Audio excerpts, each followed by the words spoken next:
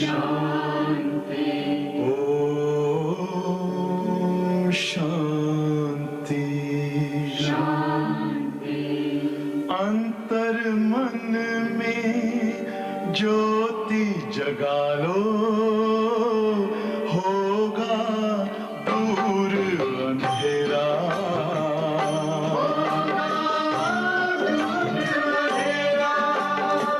शिव का कर लो ध्यान, आ रहा पावन पुण्य सवेरा।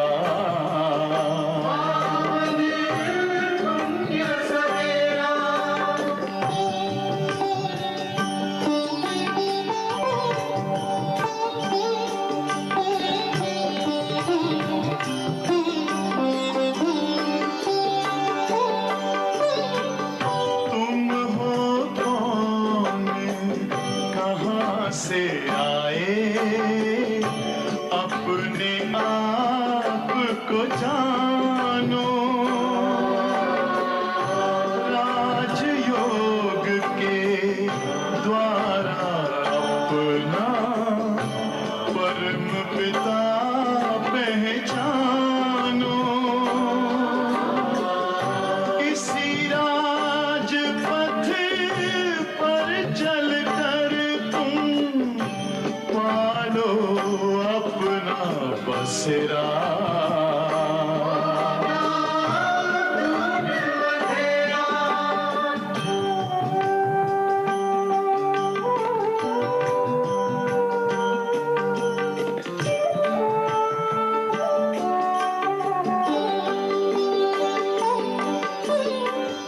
तुम हो आत्मा तन से न्यारे, परमात्मा को प्यारे। दिव्य गुणों को धारण करके योगी बनो दुलारे। ज्योति बिंदु ही तोड़ेगा ये माया मोह का घेरा।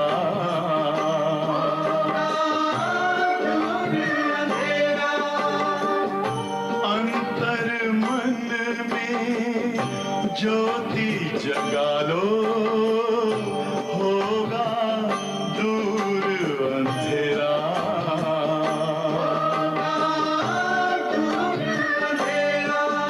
ओम शांति, ओम शांति, ओम शांति।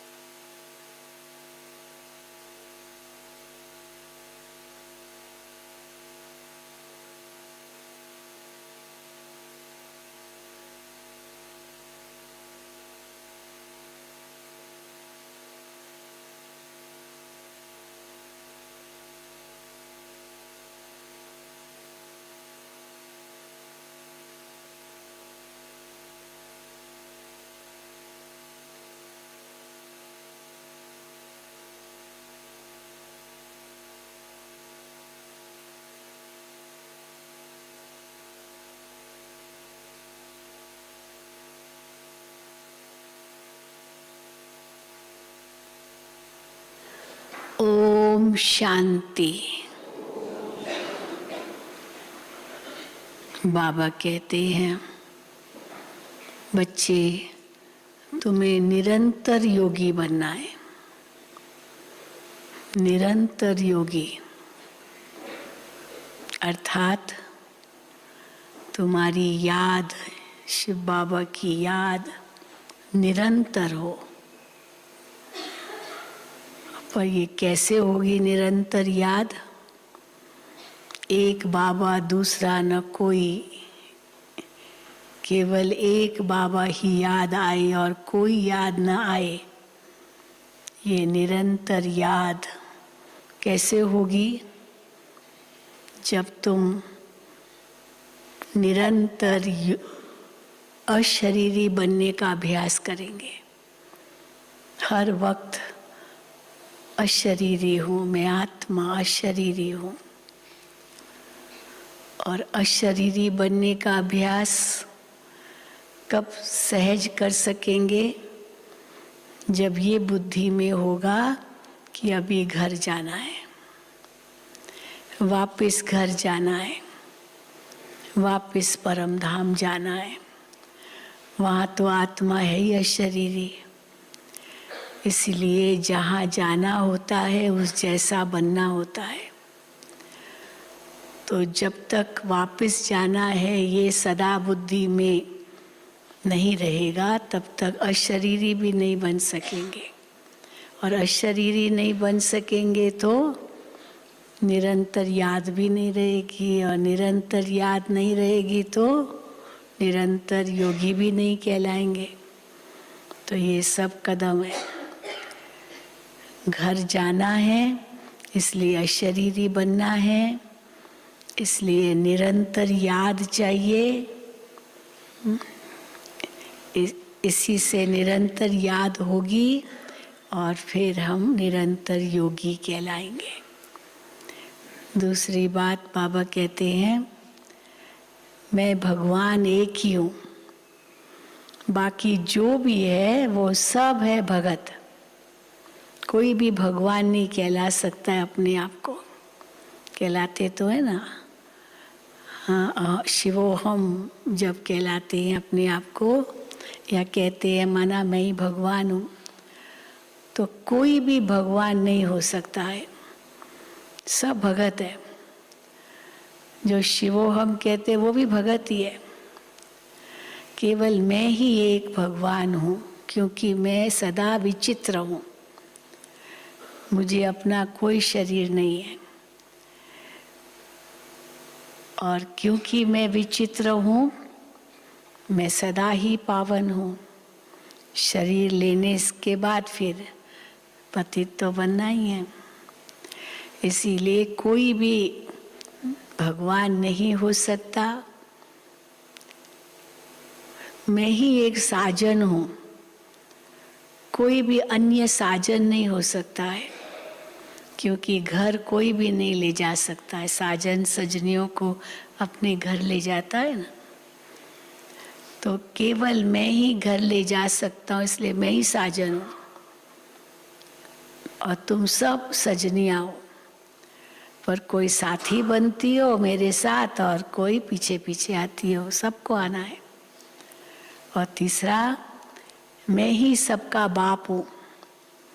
कोई भी अपने आप को परमात्मा परम पिता नहीं कह सकता है, बाकी सब है बच्चे, सब बच्चे हैं। इसलिए न कोई बाप कहला सकता अपने आप को, मैं इसलिए न कोई अपने आप को परमात्मा कहला सकता है, न भगवान कहला सकता है, न वो बेहद का साजन कहला सकता है। ये मैं ही हूँ। तो भगवान अपना परिचय खुद ही देते हैं, मैं कौन हूँ। तो सुनेंगे बाबा के महावाक्य। आज 21/2/2022 है, और कल का दिन कौन सा होगा? 22/2/22। कितनी बार 2 आएगा? 22/2/22 माना 5 बार आएगा। मीठे बच्चे, बाप आए हैं तुम बच्चों को आप समान अशरीरी बनाने। जब तुम अशरीरी बनो तब बाप के साथ चल सको। कैसे चल सकेंगे बाप के साथ? जब अशरीरी बनेंगे। मीठे बच्चे, बाप आए हैं तुम बच्चों को आप समान अशरीरी बनाने। जब तुम अशरीरी बनो तब बाप के साथ चल सको। प्रश्न है, बाप के किस फरमान पर चलने वाले निरंतर योगी बन सकते हैं? हेडिंग में भी आ गया जवाब। बाप के किस फरमान पर चलने वाले निरंतर योगी बन सकते हैं? उत्तर, बाप का पहला फरमान है कि बच्चे इस देह को तुम्हें भूलना है। सदैव एक ही पाठ पक्का करो कि मैं आत्मा निराकारी दुनिया की रहने वाली हूं। इससे तुम्हारा देह अहंकार खत्म हो जाएगा। देह अभिमान से भी बड़ा है देह अहंकार। मैं ऐसा, मैं सारा दिन मैं की रट जो लगाते हैं ना, उनका मतलब उनको देह अहंकार है। इससे तुम्हारा देह अहंकार खत्म हो जाएगा। बुद्धि में किसी भी देहधारी की याद न आए तब निरंतर योगी बन सकते हैं। बहुत बड़ी मंजिल है ये। गीत है, तुम्हें पाके हमने जहां पा लिया। ओम शांति। अब ये किसने कहा ओम शांति?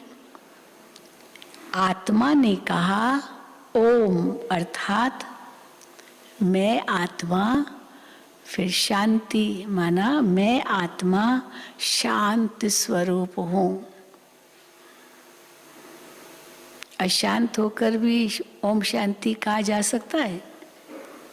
कहा जा सकता है, क्यों नहीं? हाँ, कई बार बहुत गुस्से में होते हैं ना, तो सामने वाला भी गुस्सा करता है, पर गुस्से में कह देगा अच्छा ओम शांति ओम शांति ओम शांति, हाँ बस शांत करो।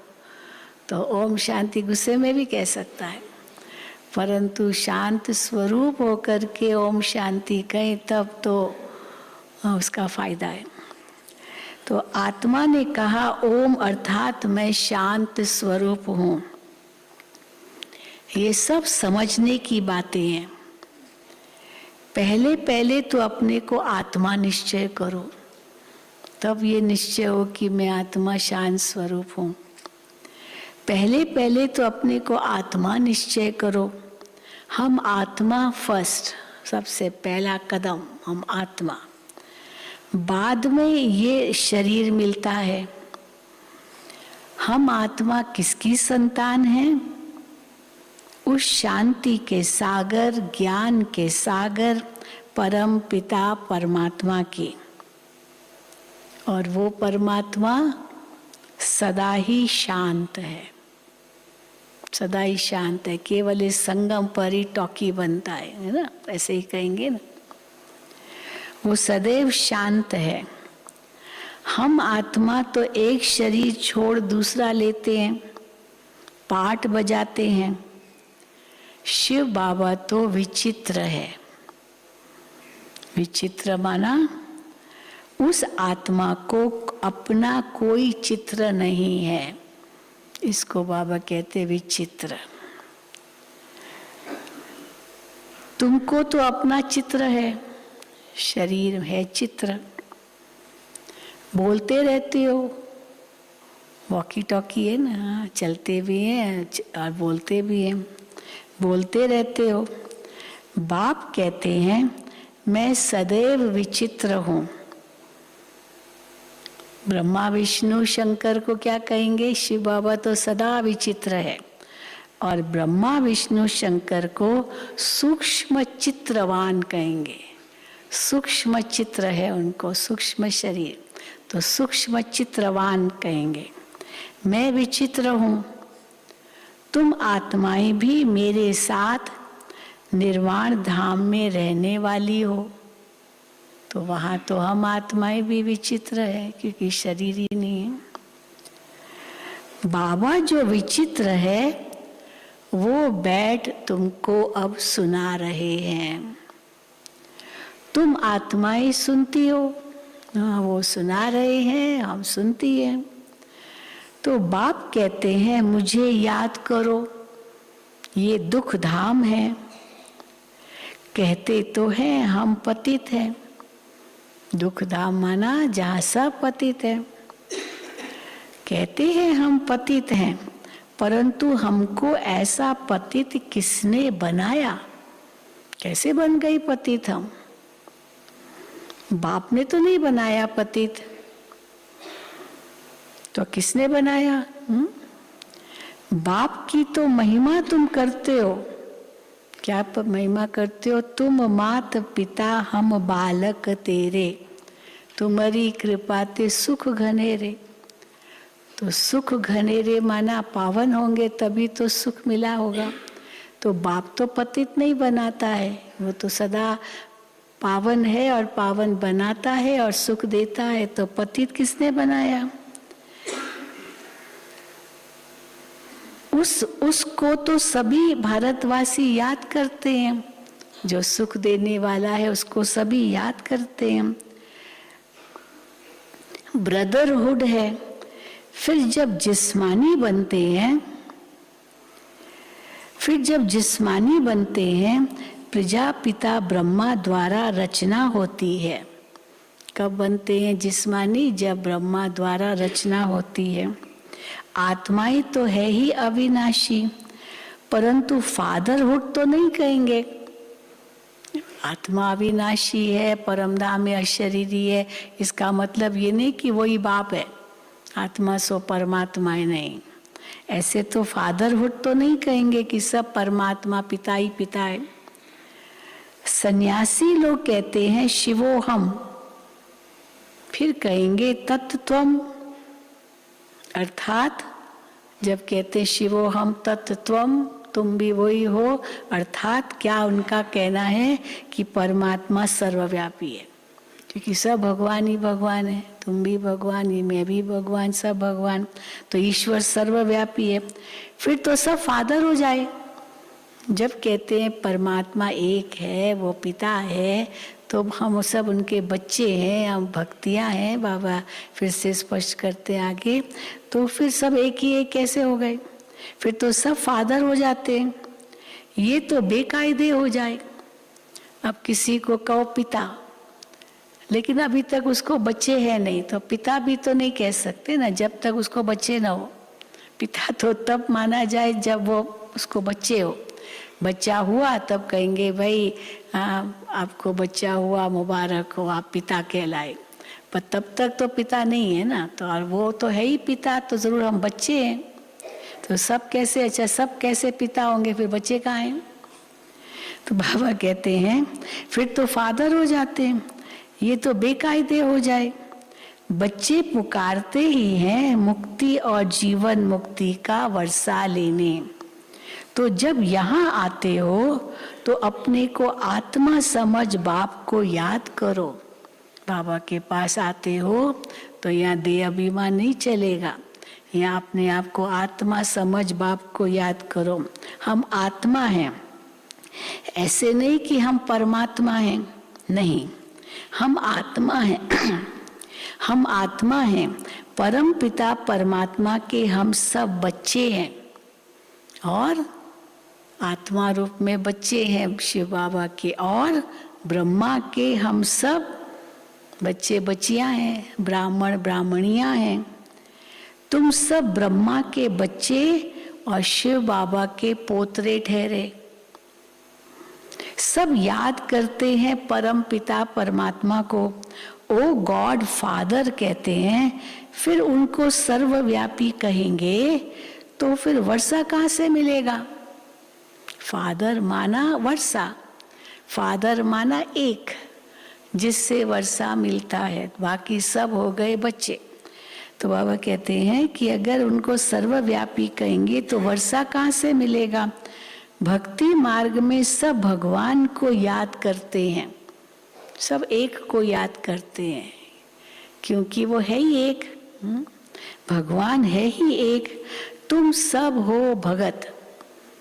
जो याद करते हैं वो भगत, हाँ जो याद करते हैं वो बच्चे। तो बाबा कहते हैं तुम याद करते हो तो तुम सब हो भगत, तुम हो ब्राइड्स। जो याद करती है वो ब्राइड, हाँ ब्राइड ग्रूम को। ब्राइड्स तो अनेक हो, ब्राइड ग्रूम अथवा साजन तो एक ही है, वो बाप है, बाकी सब बच्चे हैं। तो और किसको याद नहीं करो, अभी मुझे ही याद करो, मैं ही एक तुम्हारा पिता हूं तो मुझे ही याद करो। बाप का फरमान है बच्चे, तुम्हें इस देह को भी याद नहीं करना है, अपने को आत्मा समझो।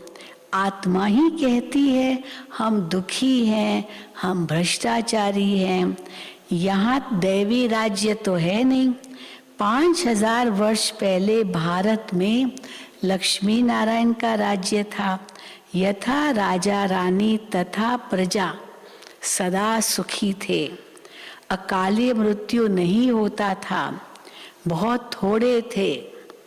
ये भारतवासी सब भूल गए कि हमारा भारत पहले पहले हेवन था। कहते भी हैं हेवनली गॉड फादर। अब हेवन कोई मूल वतन को नहीं कहा जाता है। क्रिश्चियन धर्म वाले, इस्लाम धर्म वाले उस परम धाम को ही स्वर्ग समझते हैं, वही बहिश्त हेवन कहते हैं, क्योंकि परम धाम और स्वर्ग को अलग नहीं करते। हाँ, सृष्टि को पैराडाइज करके, पर स्वर्ग वही है जहाँ भगवान रहते हैं, गॉड रहते हैं। तो बाबा कहते हैं ये भूल गए हैं। कहते भी हैं हेवनली गॉड फादर, हेवन कोई मूल वतन को नहीं कहा जाता है। ये याद रखना, हम आत्मा निराकारी दुनिया की रहवासी हैं और कोई देहधारी की याद न आए। देह अहंकार छोड़ अपने को आत्मा समझ बाप को याद करना है।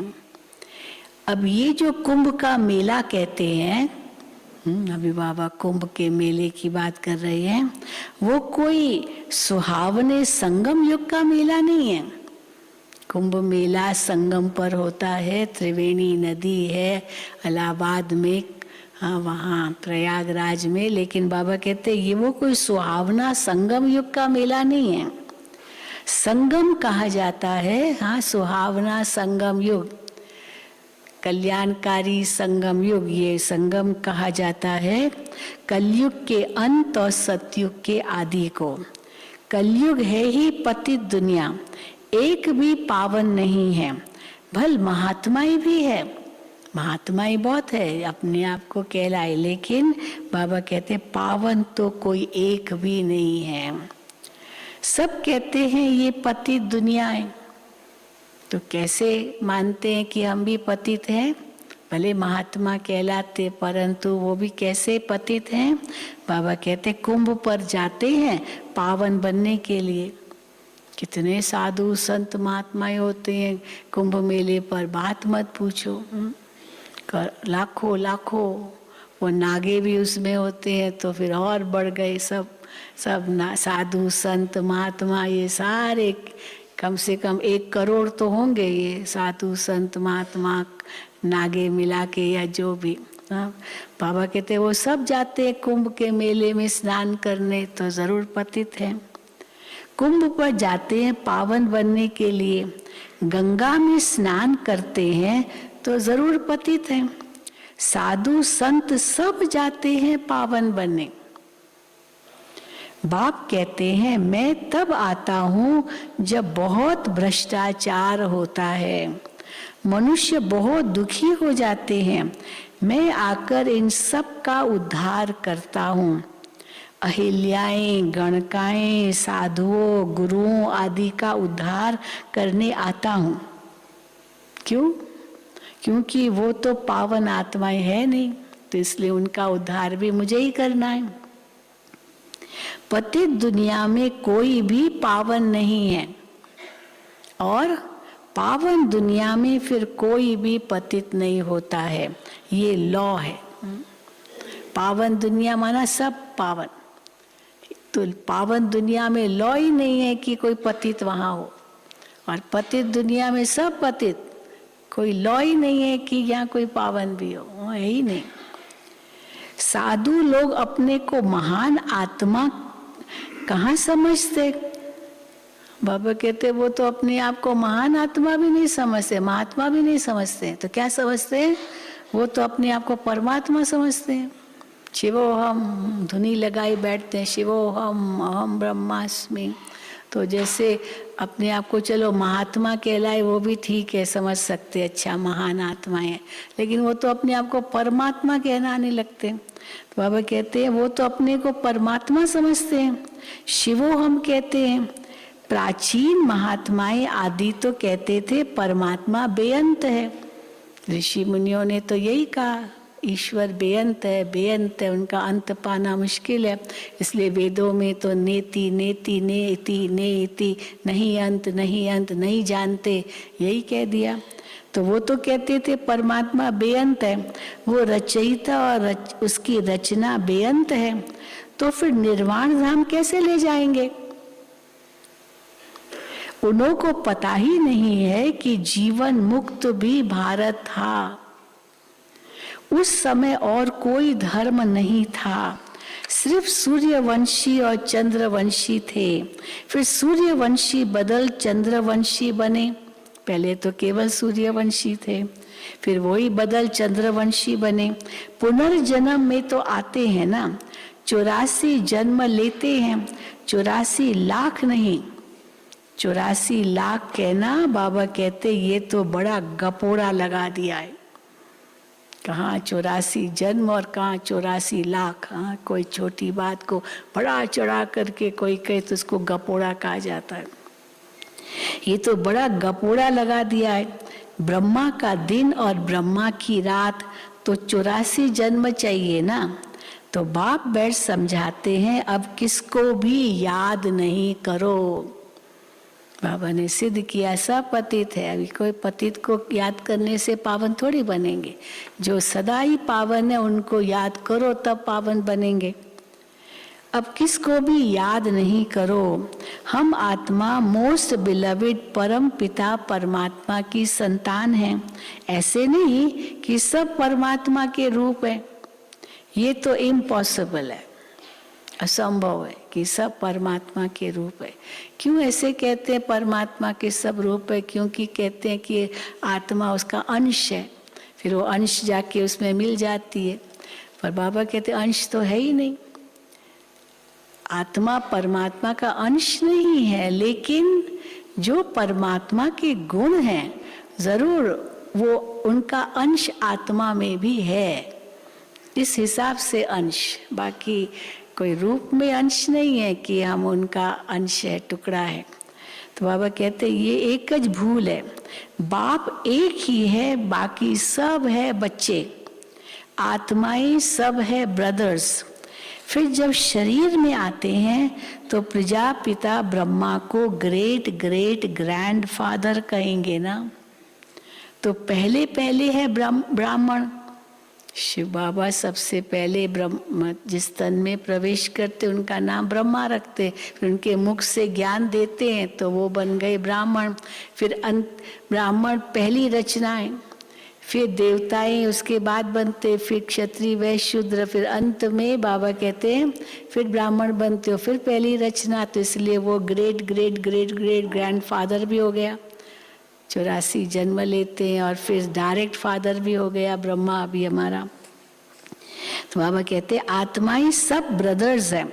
फिर जब शरीर में आते हैं तो प्रजापिता ब्रह्मा को ग्रेट ग्रेट ग्रैंडफादर कहेंगे। पहले पहले है ब्राह्मण, भारत में विराट रूप भी दिखाते हैं। ब्राह्मण है चोटी, भगवान की ऊंचे से ऊंची संतान। ब्राह्मण चोटी माना भगवान की ऊंचे ते ऊंची संतान। अभी तुम ईश्वरीय औलाद बने हो, शिव बाबा के पोतरे पोतरियां, प्रजापिता ब्रह्मा के बच्चे। शिव बाबा के बच्चे तो सभी आत्माएं हैं। तुम वर्षा शिव बाबा से ले रहे हो। शिव बाबा है झोली भरने वाला। बम बम भर दे झोली, है ना, शिव के आगे कहते हैं। शिव बाबा है झोली भरने वाला। और खाली करने वाला कौन? खाली करने वाला कौन? बाबा कहते माया। तो माया सारी झोली खाली कर देती है और शिव बाबा फिर आकर झोली भरते हैं।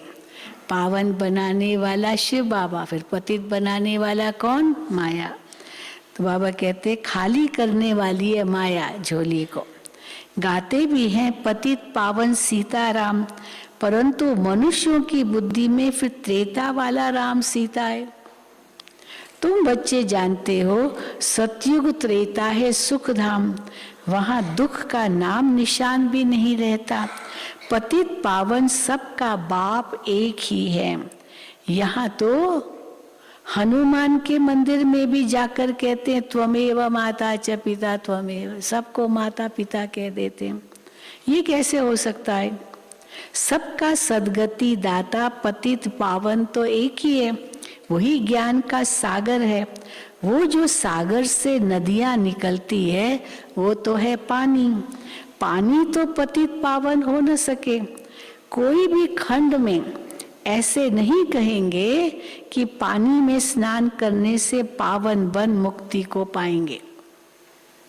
नदियां तो सारी दुनिया में हर देश में नदी है। पहले जो भी देश बने वो सब नदी के किनारे ही बने। संस्कृति उनकी नदी के किनारे ही थी। फिर चारों ओर वो शहर बसते गए, फिर वो देश बन गया। तो उनकी मुख्य तो एक नदी तो जरूर होती है, कम से कम एक, बाकी नदियां तो बहुत होती है। तो इसलिए पर किसी भी खंड में, किसी भी देश में कोई भी धर्म वाले ऐसे नहीं कहते कि ये नदी पतित पावनी है, इसमें नहाने से पावन बनते। कोई नहाते भी नहीं है ऐसे। कितनी दुनिया में हमने नदियां देखी, लेकिन कोई उसमें खास जाके नहाते हैं और कोई मेला हो ऐसे तो कहीं भी नहीं।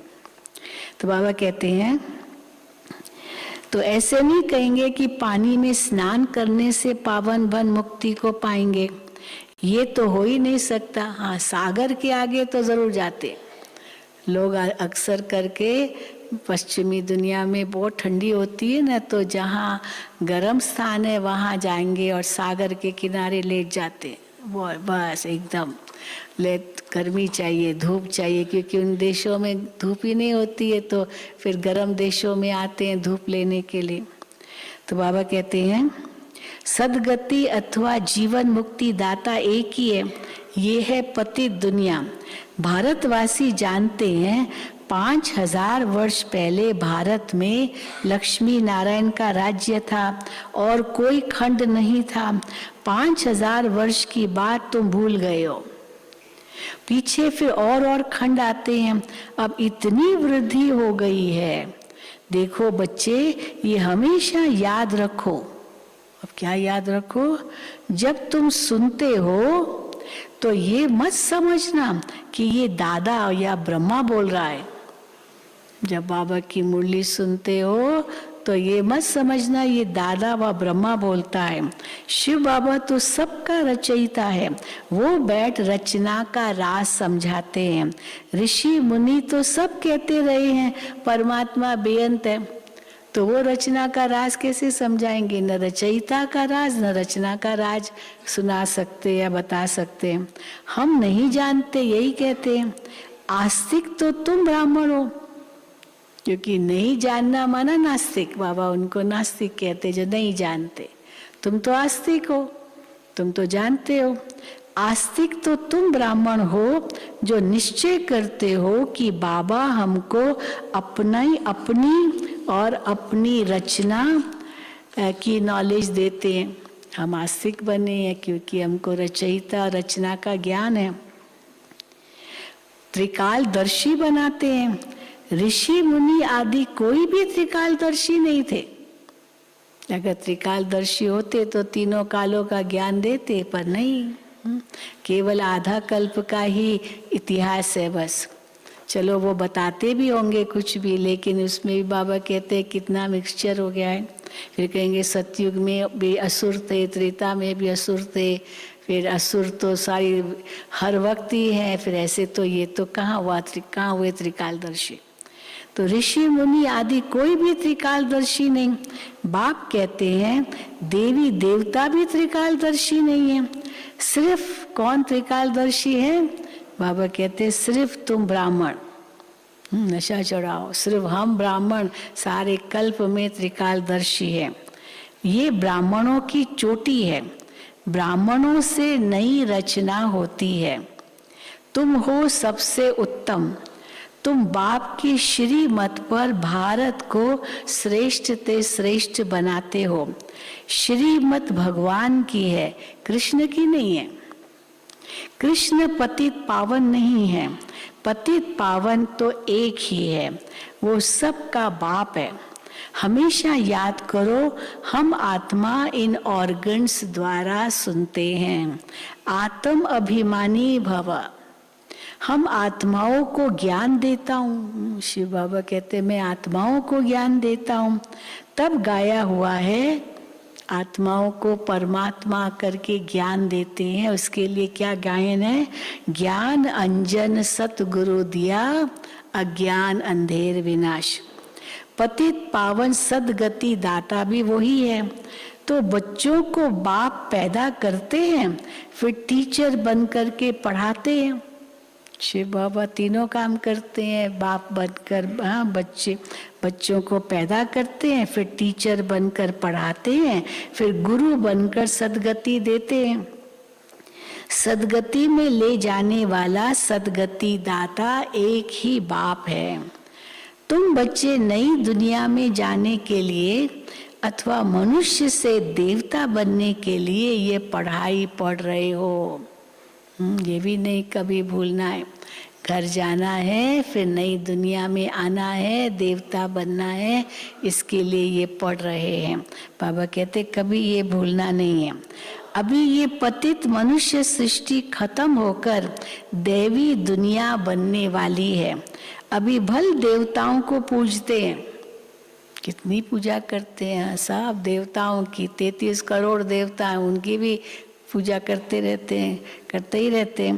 बाबा कहते हैं अभी भल देवताओं को पूजते हैं, परंतु ये नहीं जानते कि जरूर हम देवी देवता धर्म के हैं। जिनकी पूजा कर रहे हैं हम, हमारे वो पूर्वज है, हम पूर्वजों की पूजा कर रहे हैं। बाबा कहते ये थोड़ी जानते, अगर जानते होते तो ये भी जानते होते कि हम ही देवता थे, परंतु ये नहीं जानते कि जरूर हम देवी देवता धर्म के हैं। जिसको पूजते हैं उनका वो धर्म कहेंगे। जिनको पूजते हैं उनका वो धर्म कहेंगे ना, तो हम भी उनको पूज रहे हैं तो हमारा भी तो वही धर्म है। भारतवासियों का तो आदि सनातन देवी देवता धर्म था, स्वर्ग था। अब कहते हैं मनुष्य 84 लाख जन्म लेते हैं। क्या? अच्छा चलो कोई कहे कि मनुष्य की आत्मा 84 लाख जन्म लेती है। अच्छा पहले ये बताओ क्या सभी आत्माएं 84 लाख जन्म लेती है?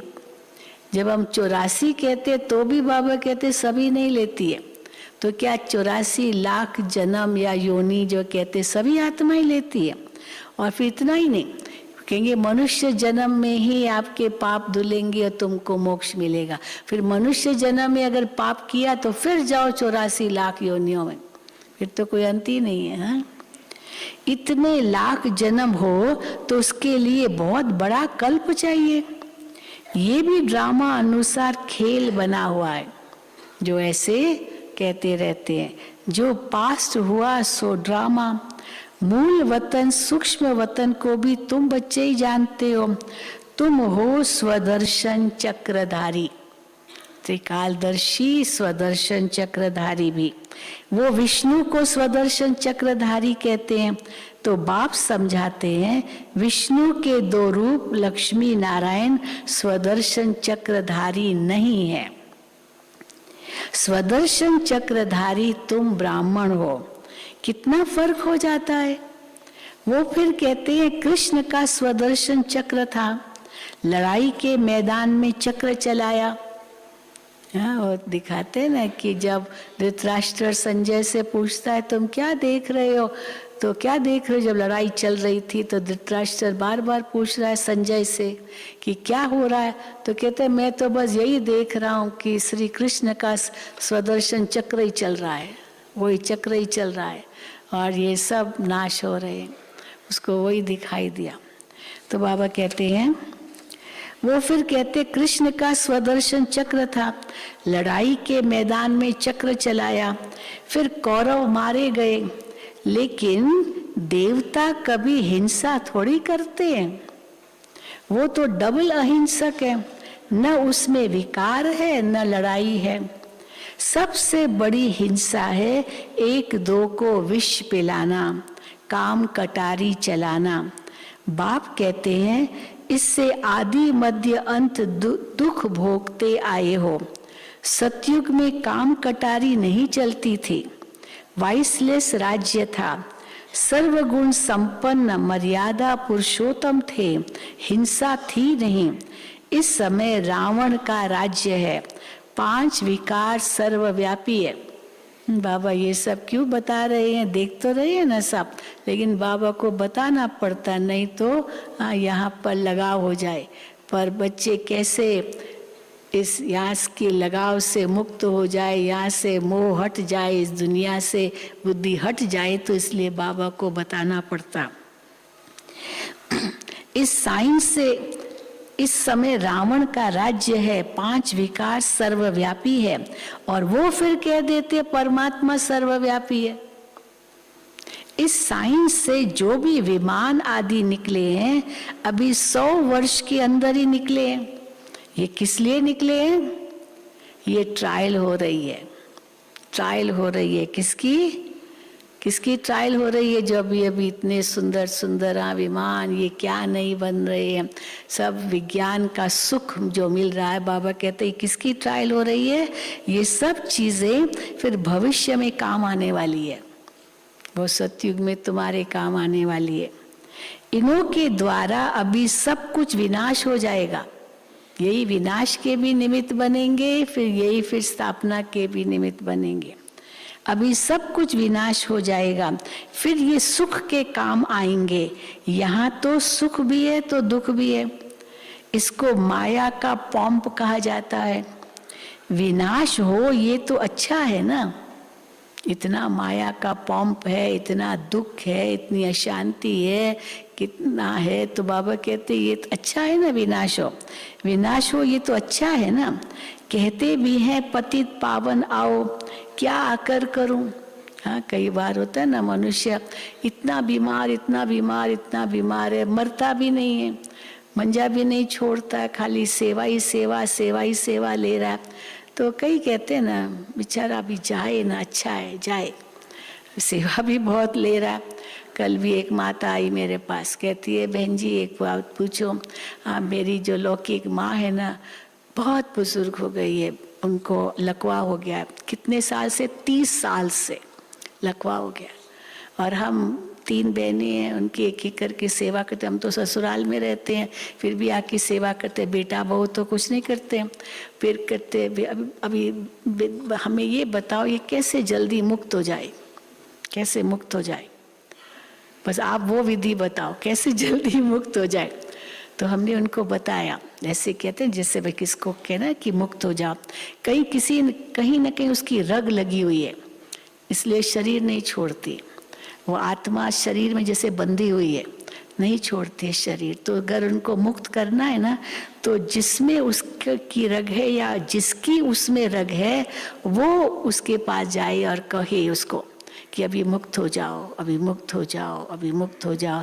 और यहाँ कहते हैं यहाँ भ्रिकुटी पर ऐसे हाथ लगाओ, आत्मा का जहाँ निवास है, और ऐसे करो ऐसे करो।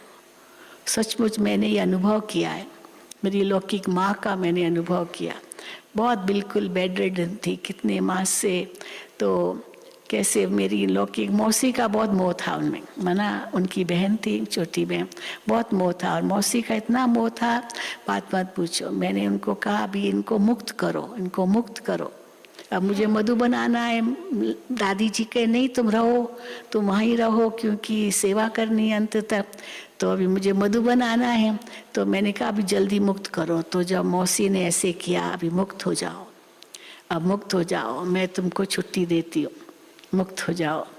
और सचमुच उसी रात को, ये करीब 10 बजे ये कहा, और 11 बजे पता चला, हॉस्पिटल में ही थी, हम भी हॉस्पिटल में रहे, BSCS हॉस्पिटल बॉम्बे में, और 11 बजे पता चला कि अभी वो जा रहा है, वेंटिलेटर पर ही थी, और सचमुच वो आत्मा गई।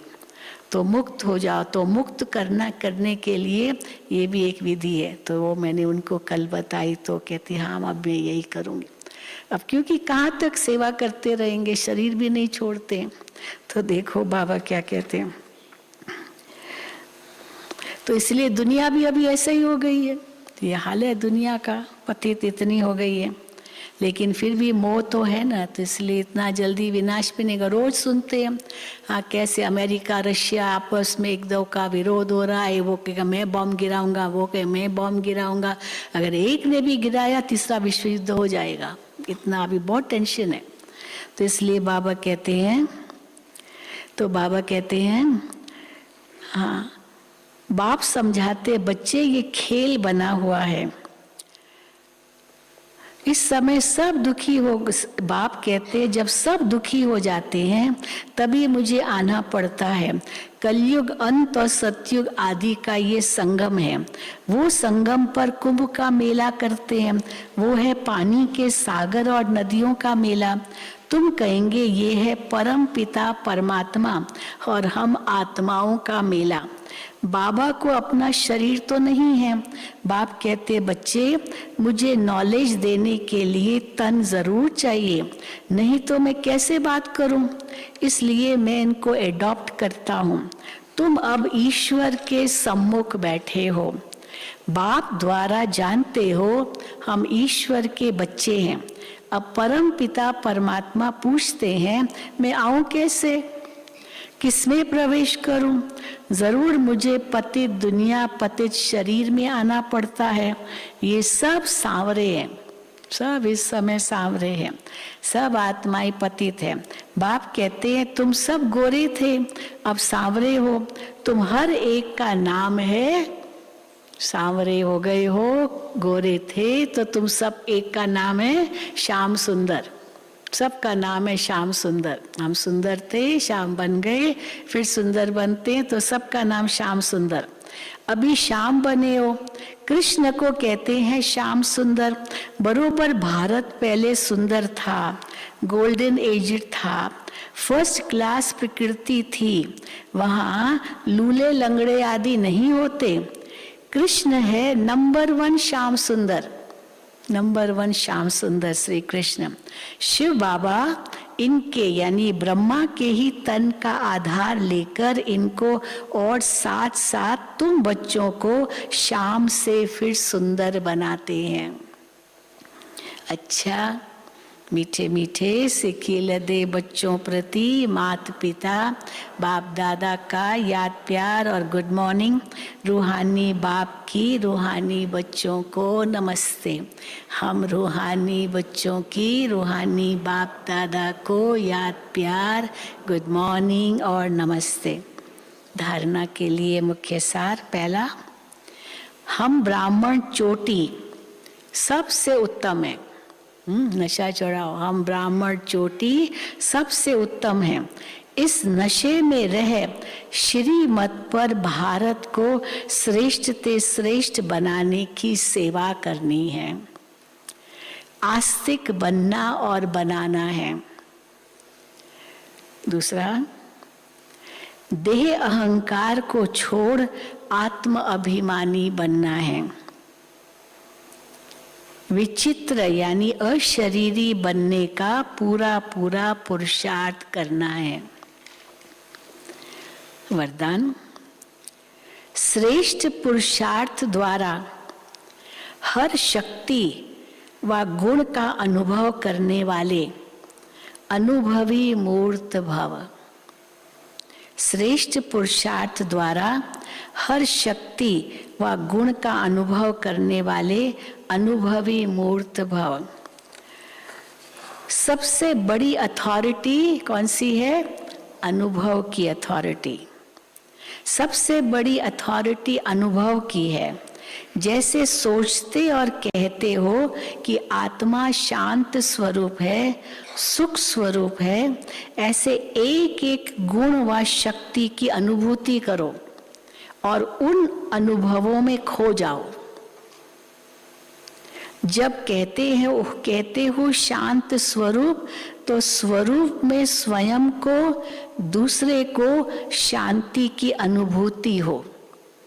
किसी ने मेरे से पूछा शांत मूर्त और शांत स्वरूप में क्या अंतर है? एक है मूर्त, फिर है शांत स्वरूप। तो मूर्त और स्वरूप में क्या अंतर है? तो शांत मूर्त, जैसे कोई व्यक्ति ज्यादा बोलता नहीं है, कम ही बोलता, 2 शब्द कहेंगे तो बड़ा शांत मूर्त है, चेहरा दिखाई देता ना शांत मूर्त। पर शांत स्वरूप ये तो अंदर की स्थिति है, मूर्त तो चलो बाहर की स्थिति है, ये शांत मूर्त आत्मा है। पर ये शांत स्वरूप है, माना अंदर में उसको शांति कितनी अच्छी अनुभव होती है, तो इसलिए कहेंगे शांत स्वरूप। तो मूर्त से स्वरूप तक आते हैं। तो देखो बाबा कहते आत्मा शांत स्वरूप, सुख स्वरूप है, ऐसे एक एक गुण व शक्ति की अनुभूति करो और उन अनुभवों में खो जाओ। जब कहते हो शांत स्वरूप, तो स्वरूप में स्वयं को, दूसरे को शांति की अनुभूति हो। शक्तियों का वर्णन करते हो, लेकिन शक्ति व गुण समय पर अनुभव में आए। अनुभवी मूर्त बनना ही श्रेष्ठ पुरुषार्थी की निशानी है। अनुभवी मूर्त बनना ही श्रेष्ठ पुरुषार्थ की निशानी है। तो अनुभवों को बढ़ाओ। स्लोगन, संपन्नता की अनुभूति द्वारा संतुष्ट आत्मा बनो, तो अप्राप्ति का नाम निशान नहीं रहेगा। संपन्नता की अनुभूति द्वारा संतुष्ट आत्मा बनो, तो अप्राप्ति का नाम निशान नहीं रहेगा। अच्छा, ओम शांति, ओम शांति, ओम शांति। आज